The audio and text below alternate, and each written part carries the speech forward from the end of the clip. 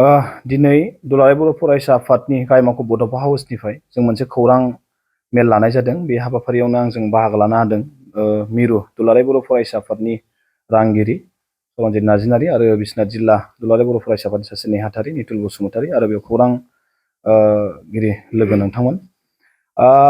दायो social media आरो माखासे खौरां बिजोङाव मोनसे गोसारबाय थादों दि गभर्नमेन्ट मडेल कलेज बाक्सा जि बोरिमाखायाव थानाय दा बेयाव बर' आयदा बेयाव गैया बेखौ ससियेल मिडियायाव गोबां बुंदों आरो बेखौ लानानैनो जोंनि गोबां मानसिफ्रा दुलाराय बर' फरायसा आफाद आरो बर' थुनलाइ आफादखौ बिनि सायाव जेबो खामानि मावाखै होननानै बिथांमोना बुंदों। दा बेखायनो बेखौ जों दुलाराय बर' फरायसा आफादनिफ्राय क्लियारै जों बुंनो नागिरदों दि बे गंसेल' नङा, आसामाव गंथाम बर' फरायसाफोर फरायनाय जायगा जेरै बालिपारायावबो बेबायदि मडेल कलेज गंसे दं आरो दुधनियाव थानाय मडेल कलेज बे गंथामाव बर' सिगां बेयाव गैयामोन।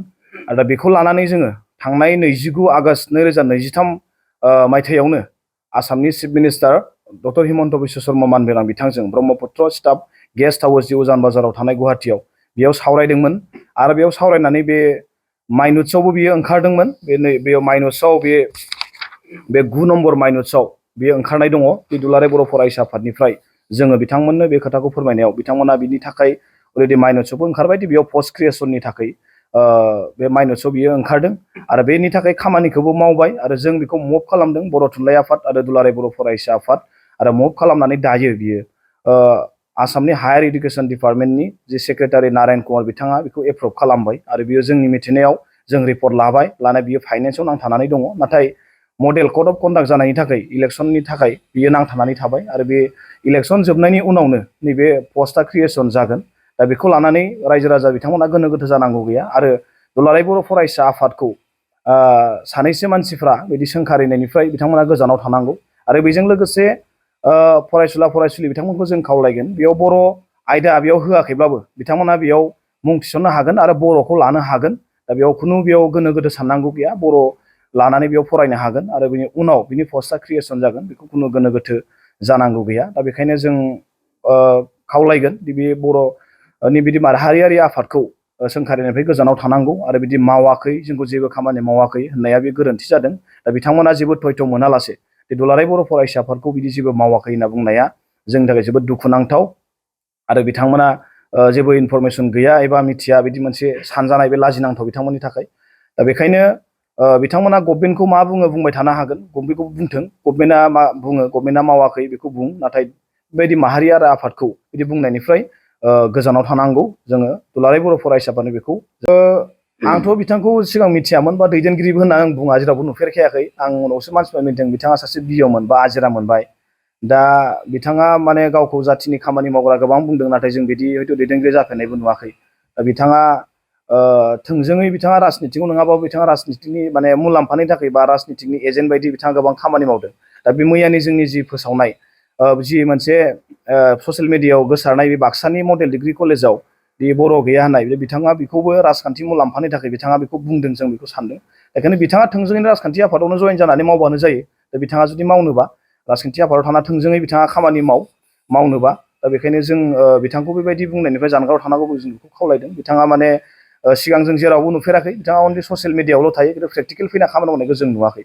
दा बे ससियेल मिडियानि गेजेरजों बुंनानै गावखौ हाइलाइट बानायनो बा गावखौनो माबा मोनसे खालामनो सानदोंबा बिथांनि गोरोन्थि जागोन आरो बेजों बिथाङा जेबो बिदि एफेक्ट खालामनो हानाय नङा। बर' रायजो राजाफ्रा मिथिगौ जाथिनि थाखाय सोर खामानि मावदों सोर मावाखै। रायजो राजाखौ बिदि ससियेल मिडियायावल' भुवा बिदि मोनसे इनफरमेसन होनानै थगायनो हाया। बयबो रायजो राजाफ्रा दिनै सांग्रां एबा बयबो रायजो राजाफ्रा बयबो माने मिथिखायो। बिथांनि बे गोरोन्थि एबा रं, बिथाङा इनफरमेसन हयथ' लायाखै। दा अमरसि ब्रह्म मानगोनां बिथाङा दि नैबे माइनुट्सखौ सिगांनो ओंखारनाय दि 29 आगष्ट 2023आवनो जों बे इनफरमेसनखौ मोननानै जोङो बेखौ गभर्नमेन्टजों रायज्लायनानै बेखौ मुभ खालामनाय। आरो बिथाङाथ' गंसेल' कलेजनि खोथाखौ बुंबावदों, माने बाक्सायाव थानायखौल'। नाथाय जों बाक्सायावल' नङा, बालिपारायाव आरो दुधनियाव थानाय कलेजनि खोथाखौबो जों रायखांबावना जों मावदों। दा बेखायनो दुलाराय बर' फरायसा आफादा जों जेब्लाबो सोलोंथाइनि फारसे खामानि मावदों, राजखान्थियावल' जों नांथाबनानै थायाखै। दा बिथांमोना राजखान्थियावल' नांथाबना थानायखौ जों नुदों। दा बिथांमोननि गोरोन्थि जागोन, मानो होनबा जों जिखुनु खामानिखौ मावोबा जों गोबां खामानि मावो, नाथाय बिथांमोन बायदि जोङो प्रेसमेट एबा मिडियाफोरावल' खोन्थानानै जों खामानि जों मावनायखौ जों नागिरा।